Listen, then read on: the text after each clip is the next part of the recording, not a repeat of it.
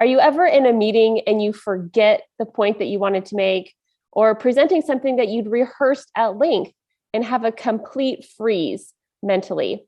My name is Christine Klepp. I'm the founder and president of Spoken with Authority. And today I'm joined by some of our expert presentation skills coaches who are here to provide some advice on what to do when you can't remember what you wanted to say or you need to gather your thoughts when you're in the spotlight.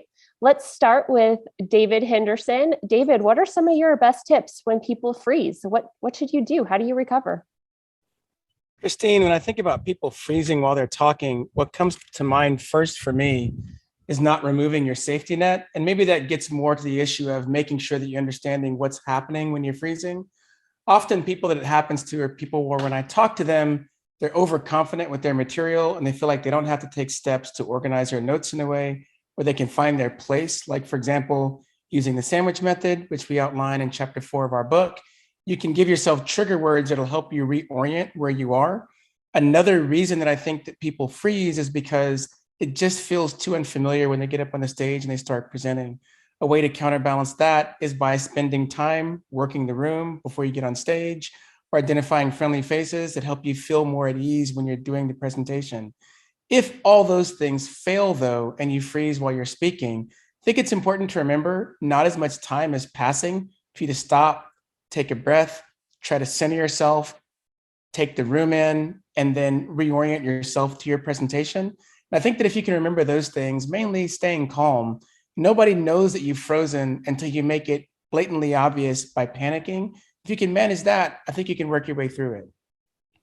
Thanks, David. It's a great reminder that a lot of preventing freezing can happen ahead of time. And then the magnitude of how much people notice is really determined by what you do in the moment. Jean, what about you? What do you recommend to clients who find themselves in that situation that is so frustrating yet so common for many of us? I think David gives great tips. I had one person that I was coaching in the context of a class, and I knew how she had rehearsed her presentation, and I knew when she lost her train of thought completely. And what she did was she paused, she smiled, and then she continued when it came back to her.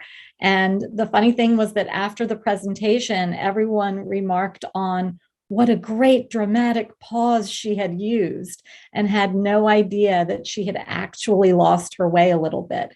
So I think that's great advice. And also, it does depend on the context, but there are times where you can use it as an opportunity to engage the audience a little bit. So there are times where I might not, that word I want just isn't coming to me, and I might ask the audience, what word would fit here? And they'll chime in. So it can be, you can joke with it a little bit. As we age, it might happen a little bit more often. And so I think sometimes it's just about acknowledging, oh, I'm not getting the perfect word that I want here, and letting people help you out, and that will involve them as well.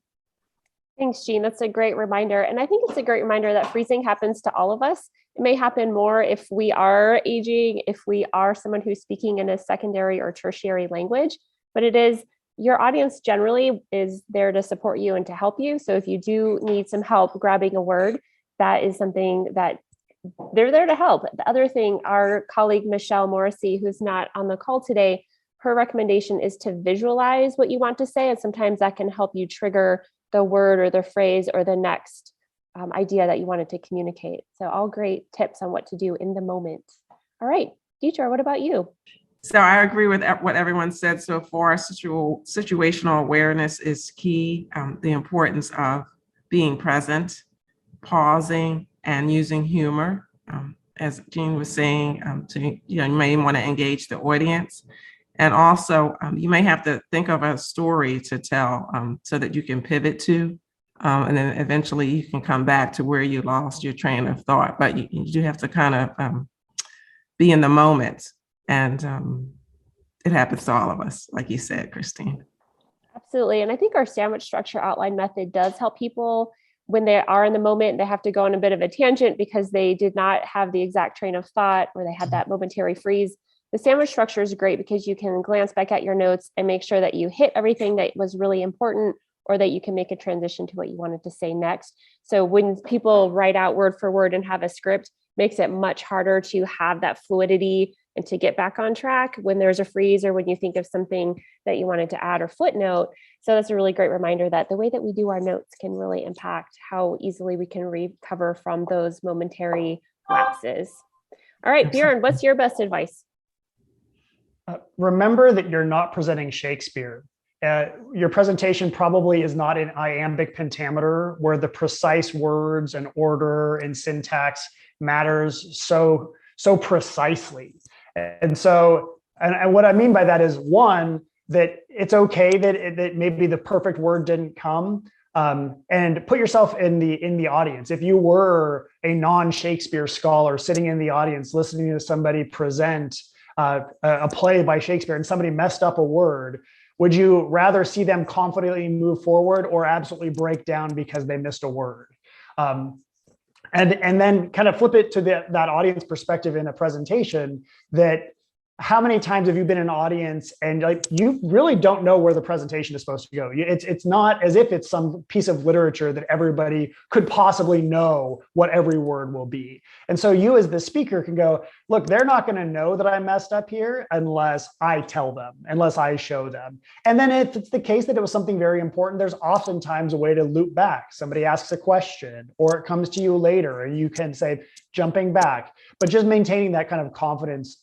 And just imagine yourself being an audience member. You would just want to see somebody confidently work through it and not somebody kind of break down because, oh, the iambic pentameter was thrown off. Absolutely. It's just like if there's a glitch in the technology, right? You don't want people to throw their hands up on the entire message or presentation. There's a small glitch in how you present it. It's okay. Keep going. The other thing I would say is that there is a distortion in time that happens when you're feeling nervous, which happens to a lot of us when we present, but especially kicks in when we have that moment where we panic because we don't know what we want to say next. Our fight or flight response kicks in. We have that increased respiration and heart rate.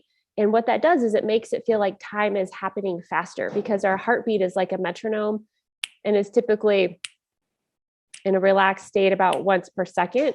When you get into that heightened fight or flight response, it immediately starts going much faster. So when you freeze and you pause for beat, for your audience, that feels very comfortable, very natural. Even for Jean, if it's a little longer, she mentioned how it came across as a really powerful pause. But for you as a speaker, it feels like 6-7 seconds because your heart's going so fast. So just know in the moment, when you do have that freeze or you forget what to say, it feels like a much longer pause and a much bigger deal to you than it is to your audience. And like we've all mentioned, your audience is there. They want to see you succeed and continue on and deliver the message, maybe not word for word or with the preciseness that you would if you were in theater or reciting a poem, but that's not necessary in order to connect with an audience and provide them real value.